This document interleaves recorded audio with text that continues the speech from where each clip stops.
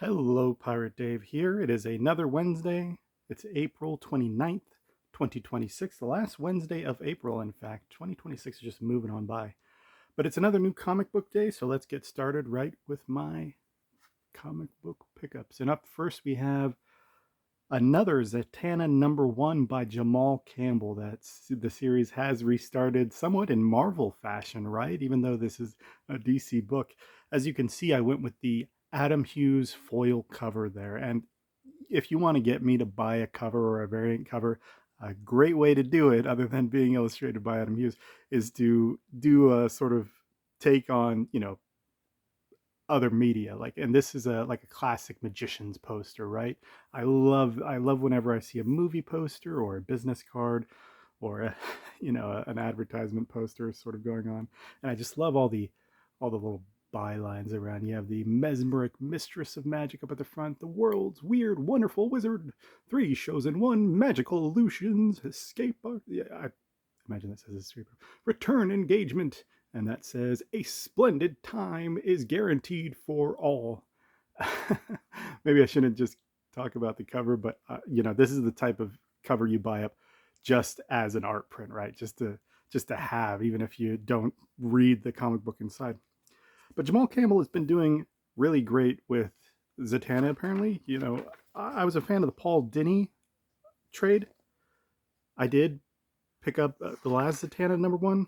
Just wasn't vibing on it. The wallet is what it is. Sometimes you just have to make choices. For example, I would still be buying Black Cat just for Adam Hughes's covers, but sometimes you got to make wallet choices. And it's undeniable that Jamal Campbell is every bit an artist that Adam Hughes is as well. This interior work is absolutely fantastic. And of course, he did this similar thing with the previous Zatanna #1, where he has this nice big 2-page spread which wraps up what's going on previously in the story. I like that. Um, yeah, guess I can't really get into why I didn't keep up with the series, but if you like that new Zatanna #1, there's a beautiful Adam Hughes variant that I surely recommend picking up. Up next, we have Witches, Wiccan Witches Road #5. This is the finale of the mini here. It's Wiccan's first solo series. Is that correct? I may be wrong about that. It's certainly my first experience with Wiccan. And as you can see, a little bit of a spoiler for the #5 issue, but he's being joined by some of the other young Avengers, as well as Scarlet Witch and Storm. And maybe his husband will no longer be in action figure form, right? The basic premise of this story is that he has been separated from the Demiurge, which is what gives him his powers, and he's on the Witch's Road, which may or may not have been simply a scheme by Baba Yaga to usurp him of his powers. And I won't go too deep into that just now, because who knows, maybe somebody's watching this, of the few people that are, and they haven't picked up this series yet, so I don't want to spoil too much. But you can look forward to Kate Bishop making a return as well, making an appearance. I've very much been enjoying this series, so I do recommend it. Wiccan is a fascinating character, right? And next we have another Silent Missions. This should be the last Silent Missions for Cobra of the year, I would imagine. They did a mini last year, they did a mini this year. I imagine we're going to get another mini next year, because there's just tons of characters to pull from, right? And this is Firefly. Firefly is, oh my god, he's got to be like #4, #5 of favorite favorite characters for most people out there. He's not always in the he's not always in the conversation for the main core characters in the conflict for some reason, but Firefly is just such a such a classic. He's like this American, you know mercenary soldier of fortune character, and he's just so incredibly effective, as far as a Cobra agent goes. Cobra gets foiled a lot, but Firefly always seems to have a little bit more success than the other characters. I think, in my experience, at least. Maybe I'm just biased and I'm just misremembering some of the stories I've read. Up next, Savage Tales. I mean, it's number one, right? But they do a Savage Tales. They've been doing a Savage Tales for the last couple of years. This is a anthology put out by Dynamite. Features not only, as you can see from the cover, Red Sonja. This is a cosplay cover. I'm sorry, I don't know the name of the cosplay actress there. She's very beautiful, of course. She has a wonderful, wonderful costume.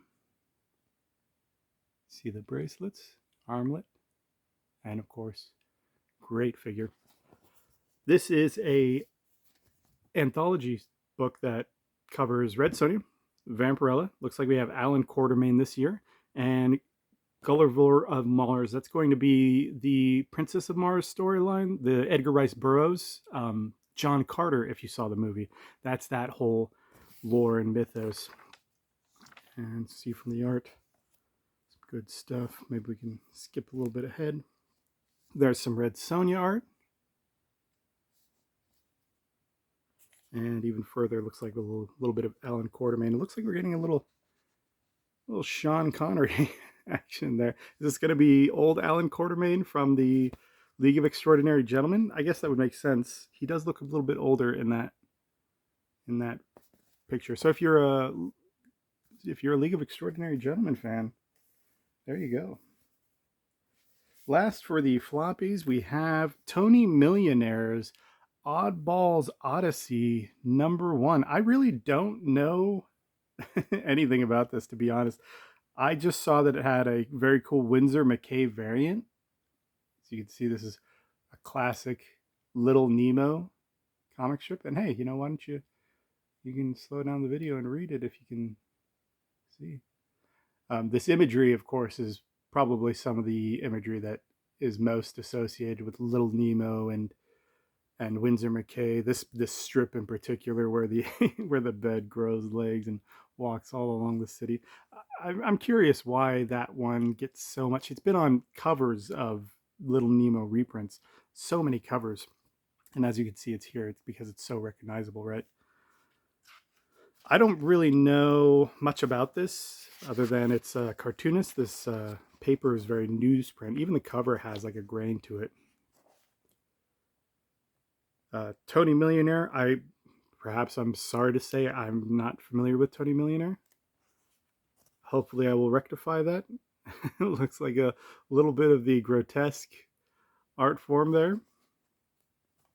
I am a fan of these classic cartoonists. I've been into Robert Crumb a little bit recently. I've been harsh on Robert Crumb's Fritz the Cat, and I've been reading Jim Woodring's The Frank book.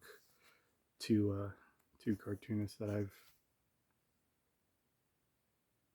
enjoyed recently. So this looks like something that I'm gonna dig, and yeah, it's super colorful, and of course, yeah, the texture on the printing is really fantastic. And speaking of cartoonists, in our last book for this week, we have Art and Beauty, drawings by Robert Crumb. And this is mainly an art book. Let's go ahead and flip right into it. I have to be a little bit careful because some of these are racy images, but most of them are going to be very, very intricate drawings that Robert Crumb has done, along with accompanying text that explains exactly what he was trying to accomplish with the drawing, what he was illustrating it for in terms of his sort of practicing his craft. It's incredible because for me, I don't know about you, but I'm most familiar with Robert Crumb from Mr. Natural, Fritz the Cat, his cartoon work, but he's clearly a talented artist. And like I said, I'm just sort of being a little bit careful with flipping these pages. But you can see the immense realism and just in terms of capturing the form. These are photorealistic illustrations. There's no other way to honestly describe them.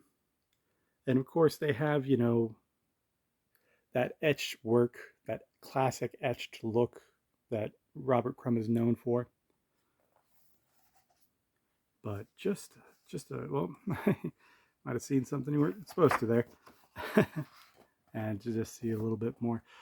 I don't know. Perhaps someone will see this and they'll say, well, I don't like the way that he's focusing so much on the figure and form of females, because it's all has a sensuality, right? It all has very much an inherent big sexiness into it.